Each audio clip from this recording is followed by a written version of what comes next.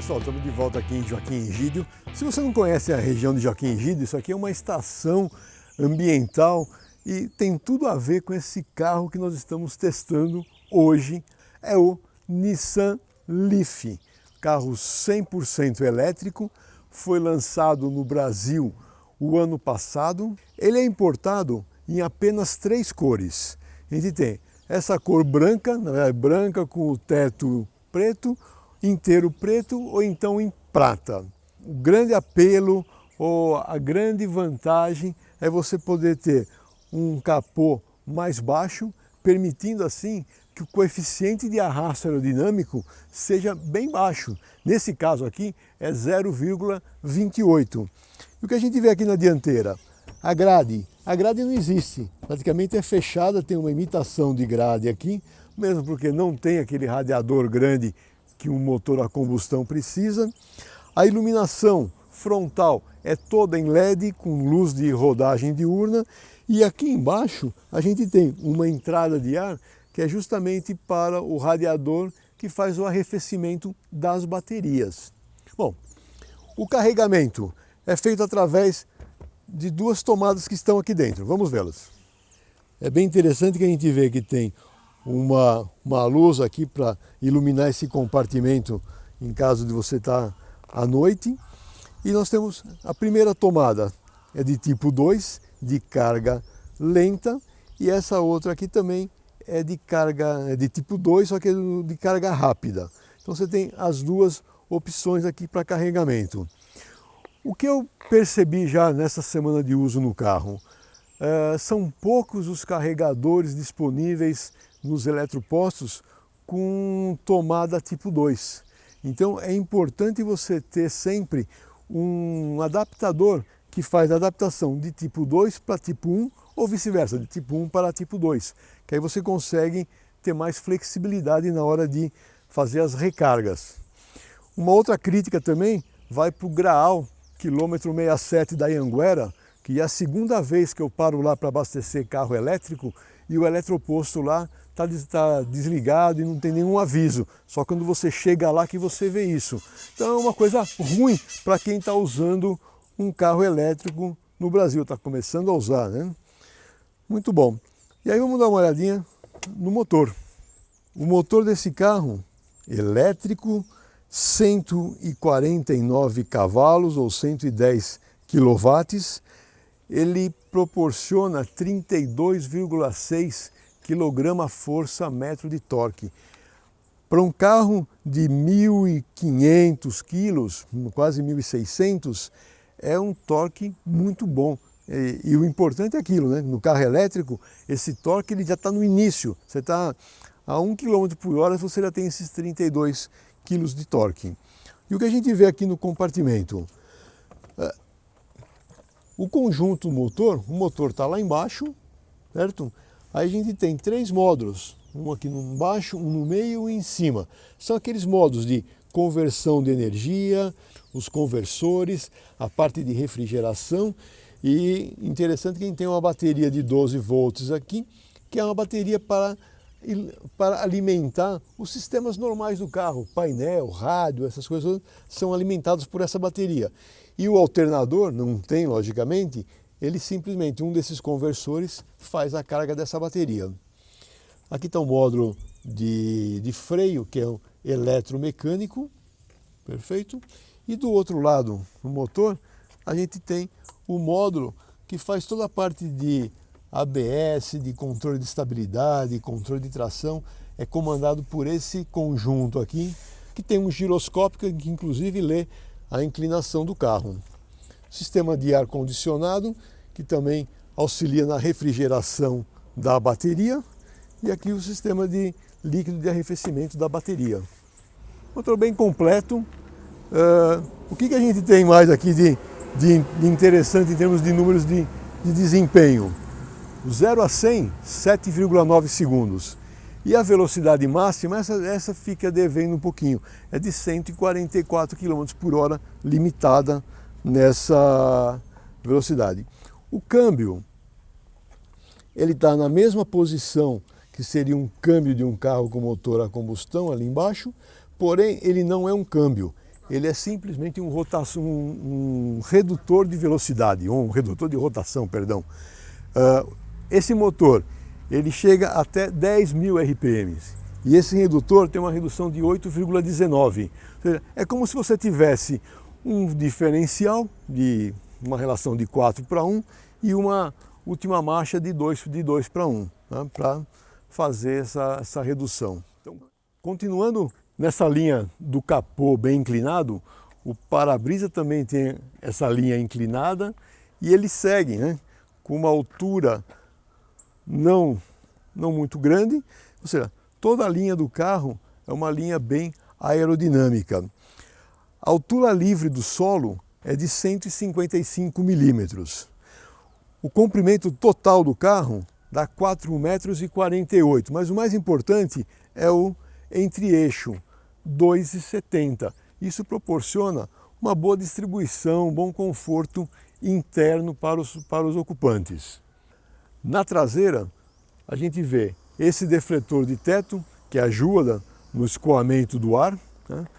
Essa lanterna traseira eu acho um design muito bonito e termina, né, como carro que tem que ter alta eficiência aerodinâmica, a traseira praticamente reta e o para-choque traseiro, a gente vê essas protuberâncias assim aqui que fazem o quê? Um extrator de ar, melhorando o fluxo de ar de saída e, obviamente, contribuindo para toda essa aerodinâmica. Bom, o porta-malas tem 435 litros de capacidade, né? É um volume bom para um hatch tamanho médio. Ele tem a vantagem de não ter o step dentro, fica por baixo, né? E aqui tem uma mala que vem o carregador de emergência. Esse carregador ele funciona como um carregador de um laptop. Liga-se na tomada, pode ser 110 ou 220, e a outra ponta vai conectado na frente do carro. Vamos fazer a avaliação tradicional do AE, onde a gente senta aqui no banco de trás e vê o conforto. O banco do motorista está ajustado para a minha altura, 1,81 m.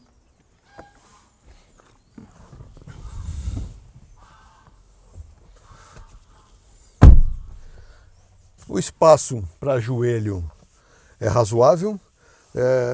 Um déficit, não tem espaço para os pés embaixo do banco. Por quê? Porque como as baterias estão todas colocadas no assoalho do carro, ele acaba deixando o assoalho mais alto, porque o pacote de baterias tem quase uns 15 a 20 centímetros de altura. E o mesmo acontece aqui no túnel central, né? Ele é bem mais largo, bem mais alto, porque todo o conjunto de bateria, controle das baterias estão aqui. Mas para 4 passageiros ele tem um bom espaço aqui, espaço bom para a cabeça. Na lateral chama atenção esse logotipo Zero Emissions, esse carro não polui. Os pneus são pneus do tipo verde, que também tem baixo atrito de rolamento. Dimensão 215/50/17.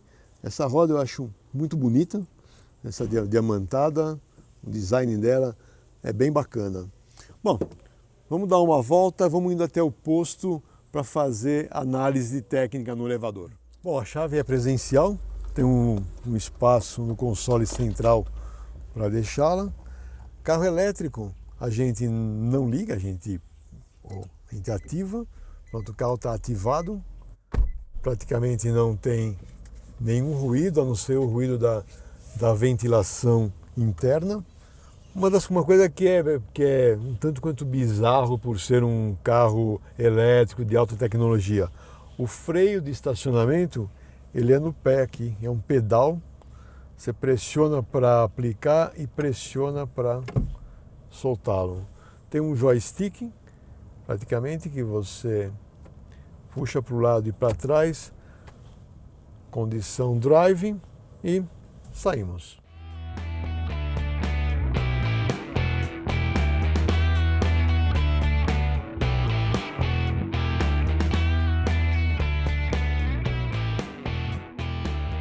chegamos aqui no posto Cadar, em Sousas. Vamos fazer aquela nossa análise técnica aqui no elevador.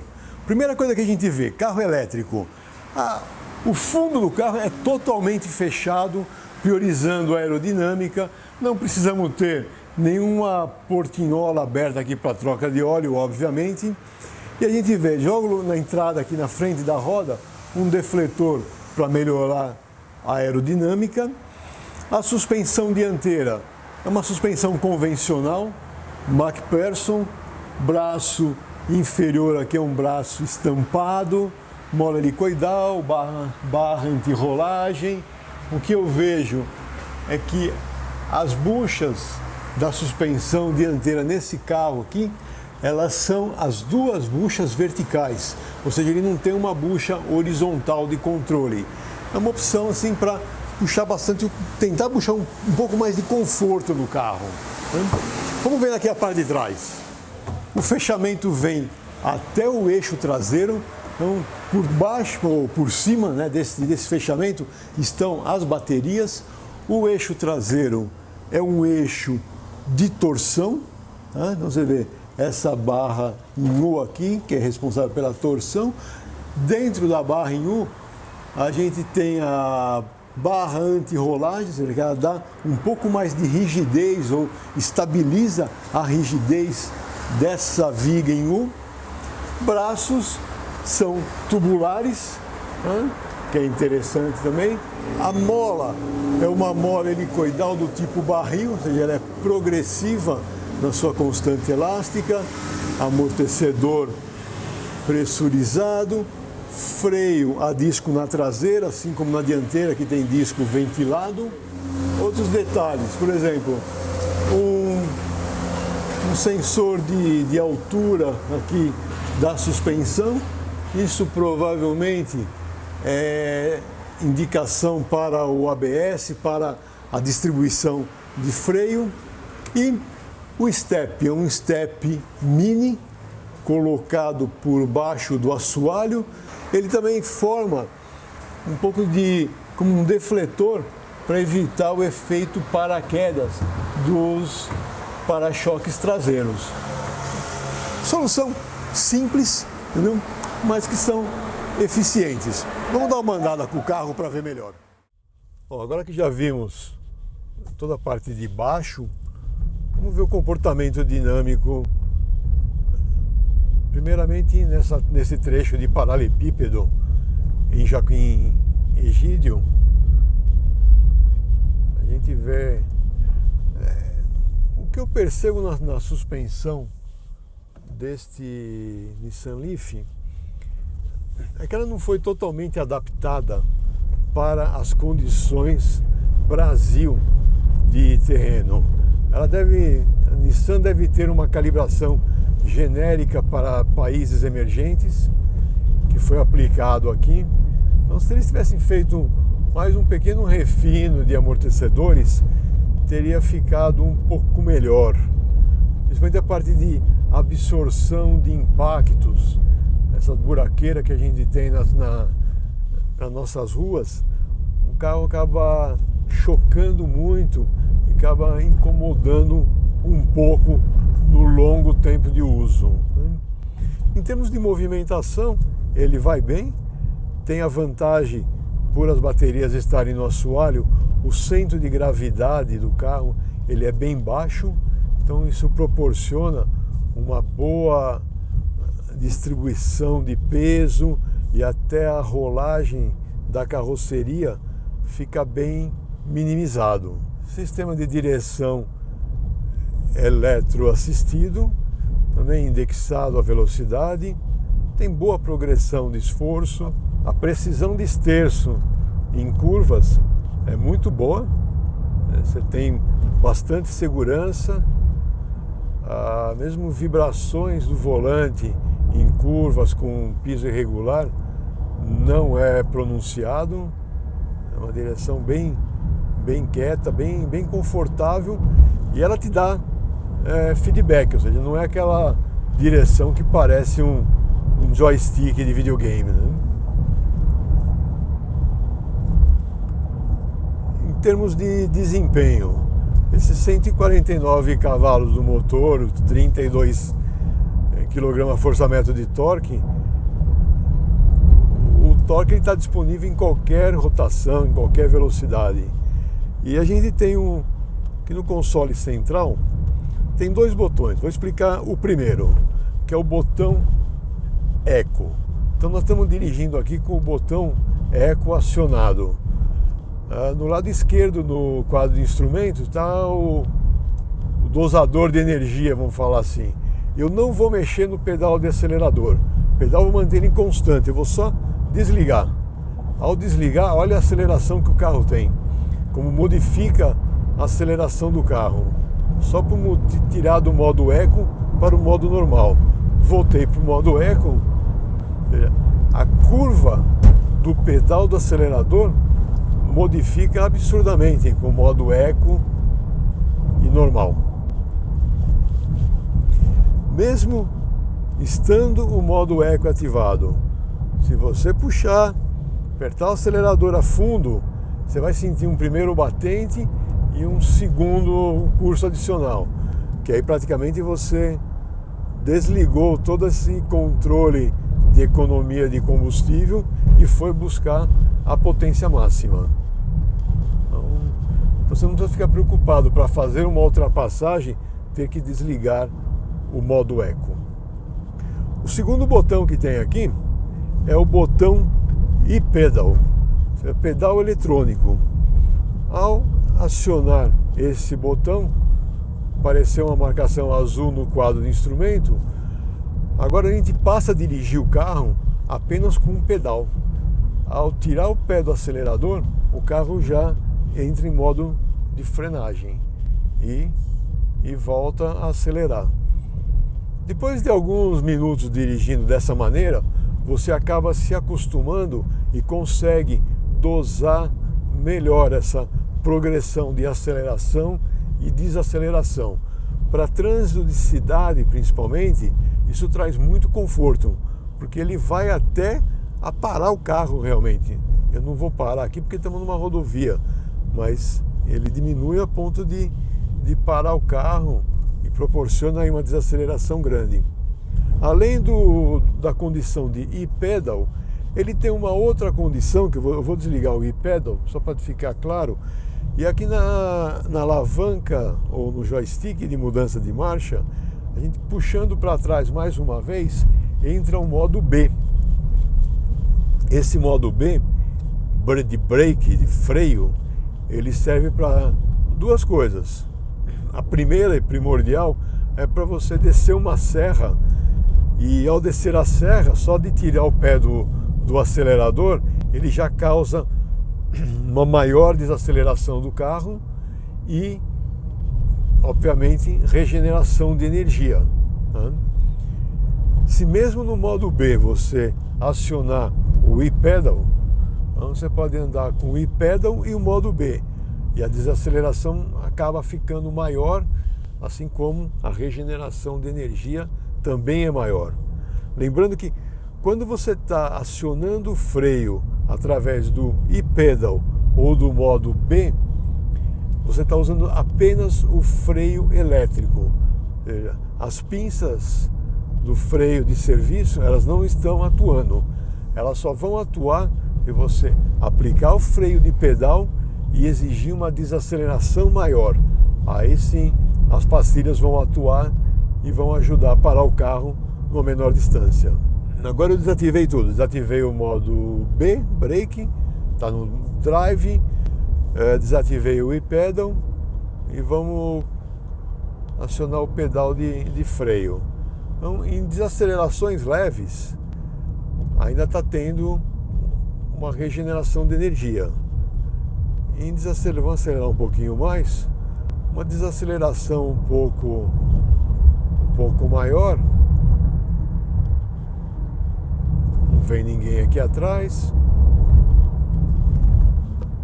Você percebe que ele tem a sensação de frenagem é muito parecida com um carro com freio, com servo freio normal a vácuo. Então, para o usuário não tem muita diferença não.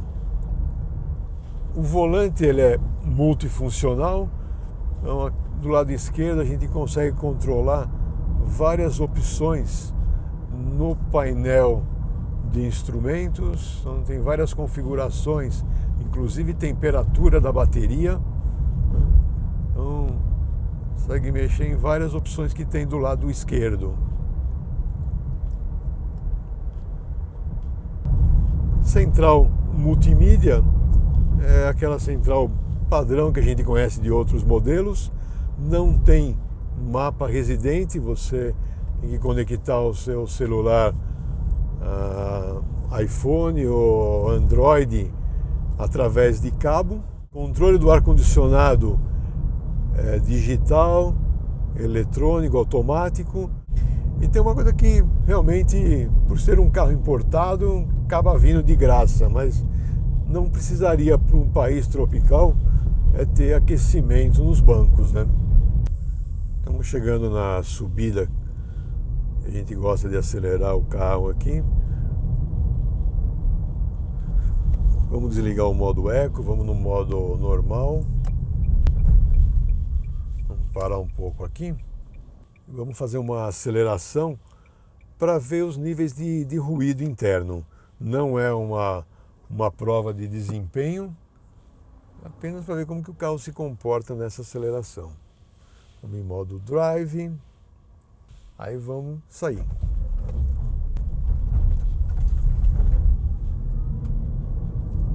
Potência máxima. Aqui,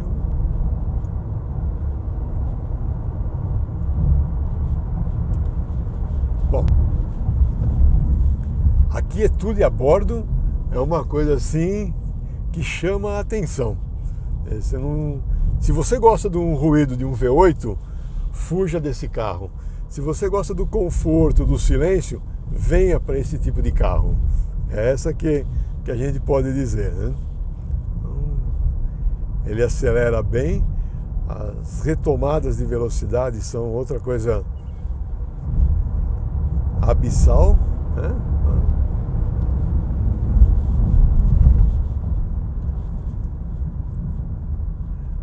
Aí quando a gente está andando de carro elétrico, todo mundo quer saber o quê? Qual que é a autonomia, qual que é o consumo. Então vamos falar um pouco disso. Autonomia.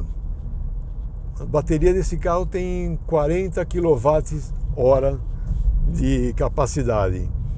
Isso se traduz em cerca de 250 km de autonomia. Se você desligar o ar-condicionado, estiver andando numa condição mais fria, pode chegar até perto dos 300 km. O tempo de carga, aqui no próprio painel de instrumentos, no quadro aqui, a gente consegue ver, por exemplo, nesse momento nós estamos com 69% de carga da bateria. Então, o que a gente vê aqui nesse indicador? Que para chegar a 80%, se eu tiver ligado num carregador de 3 kW, ele carrega em 1h30 até 80%. Ou para chegar no 100%, ele precisa de 6 horas e meia. Então, logicamente, conforme for gastando mais esse nível da bateria, esses outros tracinhos que estão aparecendo aqui, eles vão te dar tempo de carga para chegar a 25, a 50, a 80 e a 100. E você pode selecionar qual que é o carregador. Então aqui estou no carregador mais lento, que é o de 3 kW. Se eu mudar para um carregador rápido de 50 kW, por exemplo, para chegar a 100% da onde nós estamos aqui, de 70% para 100%, demoraria 59 minutos. Para chegar a 80%, demoraria 5 minutos. E aí, a hora que for gastando, você vai tendo todo esse monitoramento para você poder se programar. Em termos de custo do quilômetro rodado, eu usei essa semana inteira o carro aqui em Campinas, fazendo as minhas atividades do dia a dia. Chegando na minha casa, eu conecto o carregador que está no porta-malas na tomada de 220 que eu tenho na minha garagem. Lembrando que tem que ser uma tomada com um sistema de uma instalação elétrica da casa, tem que ser bem aterrada para poder ligar esse carregador. Se for uma casa muito antiga, talvez não consiga carregar com esse tipo de carregador. E eu usei no dia a dia, eu fiz a conta, considerando o preço do quilowatt-hora que eu pago na minha conta de luz mensal, em torno de 78 centavos o quilowatt. E o consumo que esse carro está tendo me dá um custo entre 15 a 20 centavos o quilômetro rodado. Eu fiz o mesmo cálculo de um carro desse tamanho andando com gasolina ou com álcool. O custo é praticamente o dobro, cerca de 30 a 35 centavos o quilômetro rodado. Então, economicamente, ainda vale a pena você ter um carro elétrico. Complementando a parte de consumo, você com um carro flex, você está andando na cidade e vai pegar a estrada, você está lendo ali, às vezes, a autonomia tua de 150 km de autonomia. Quando você entra na estrada, essa autonomia tende a crescer. Por quê? Porque um carro flex ou a diesel, na estrada ele consome menos combustível. Então a autonomia, se você se manter naquela situação, ela vai crescendo. No carro elétrico é o oposto. Você está com 150, vai pegar uma estrada. Você imagina assim, agora na estrada eu vou fazer 200? Não, não vai. Você vai fazer os 150. Porque na estrada, em alta velocidade, o carro elétrico ele consome mais do que em baixas velocidades na cidade. Então tem que ter sempre essa mudança de pensamento também. O controle de velocidade de cruzeiro, ele é adaptativo, ou seja, ajustada a velocidade, se o carro à frente diminuir, ele vai diminuir também, chegando até fazer o stop and go, ou seja, num trânsito de cidade, ele para totalmente o carro, caso o carro da frente venha parar. A única coisa que você vai ter que, por questão de segurança, reacelerar para ele voltar no movimento. Tem o alerta de saída involuntária de faixa, ele é somente alerta, ele dá um sinal sonoro e o volante trepida, mas ele não faz a correção do carro de volta para a faixa. Tem um alerta de emergência, de parada de emergência, caso algum carro, pedestre ou animal atravesse a sua frente. Veja, nesse lado de segurança é bem completo, em todos os sistemas de airbag, os obrigatórios frontais e os auxiliares.